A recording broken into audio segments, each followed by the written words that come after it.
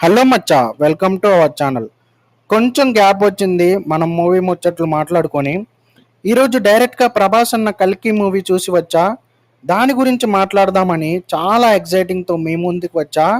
అయితే మాట్లాడుకునే ముందు మన ఛానల్ని సబ్స్క్రైబ్ చేసుకొని కింద ఉన్న గంటని టింగ్ అని మోగించండి. ఇలాంటి మూవీ అప్డేట్స్ కోసం ఎన్నో మాట్లాడుకుందాం. డైరెక్టర్ నాగశ్విన్, ప్రభాస్, అమితాబ్ బచ్చన్, దీపికా పడుకోని కాంబినేషన్లో వచ్చిన మూవీ కల్కి 2898 ఏడి. వామ్మో, ఏంది భయ్యా మూవీ, అసలు పిచ్చి లేచిపోయింది, మోత మోగింది. ఇదేంటి హాలీవుడ్ మూవీకి వచ్చానా అనేలా విజువల్స్ ఉన్నాయి. ఒక భారతీయుడు గర్వంగా గుండె మీద చేయి వేసుకొని ఇది నా ఇండియన్ సినిమా అని చెప్పుకోదగ్గ మూవీస్లో కల్కి 2898 ఏడి నిలిచిపోతుందని అనుకుంటున్నా. ఈ మూవీతో ప్రభాస్ అన్న రేంజ్ వరల్డ్ వైడ్కి వెళ్ళిపోతుంది. మూవీలో ప్రభాస్ అన్న కట్అవుట్కి, ఆ ఫైట్ సీన్స్కి గూస్ బంప్స్ వచ్చాయి. ఏంటో మరి కథ గురించి మాట్లాడుకుందాం. ఇంకా అసలు కథ ఏంటి? మహాభారతం తర్వాత అశ్వత్థామ అతః కుంజరహ ఎపిసోడ్ తర్వాత అభిమన్యుడి భార్య గర్భవతి అయిన శశిరేఖపై ఓ అస్త్రాన్ని అశ్వత్థామ ప్రయోగిస్తాడు. మహిళలపై నీ ప్రతాపమా అంటూ శ్రీకృష్ణుడు శాపం పెడతాడు మచ్చా. అయితే కలియుగంలో నన్ను రక్షించే సమయం వస్తుంది, నన్ను రక్షించిన తర్వాతే నీకు శాప విమోచనం కలుగుతుందని చెప్తాడు. ఆ తర్వాత 600 ఇయర్స్ తర్వాత కాశీ పరిసర ప్రాంతాల్లో అశ్వత్థామగా అమితాబ్ బచ్చన్, భైరవగా ప్రభాస్, సుప్రీం యాస్కిన్గా కమల్ హాసన్ మధ్య ఫ్యూచర్ కోసం యుద్ధం జరుగుతుంది. జల్సాగా తిరిగే మన Bhairava ఎవరసలు?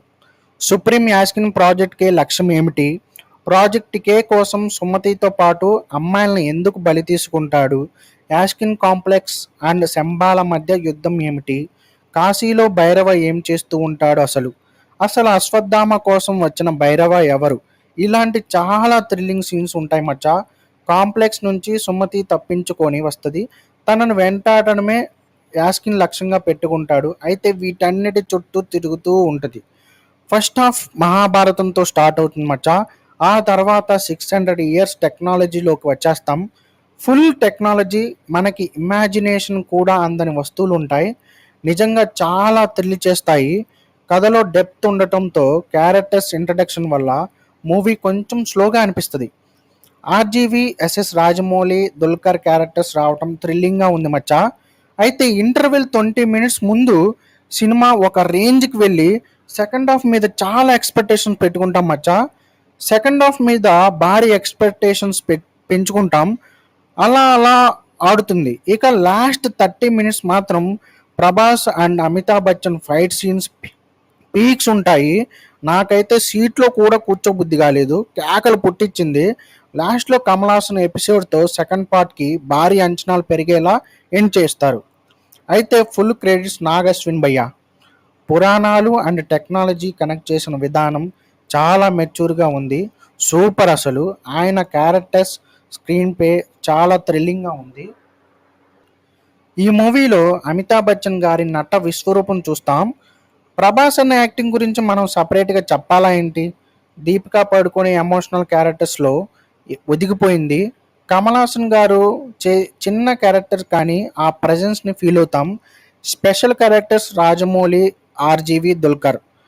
Technology departments, choreography, visual effects, arts department పెట్టిన ఎఫర్ట్స్ మనకి సినిమాలో కనపడుతుంది మచ్చా. చాలా బాగుంది. అయితే మ్యూజిక్ కొంచెం మైనస్ అనుకుంటున్నా.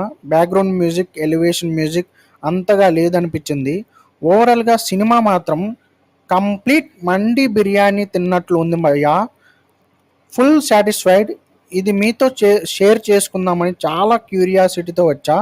అయితే ఈ వీడియో నచ్చితే లైక్, షేర్, కామెంట్ చేయండి మచ్చా.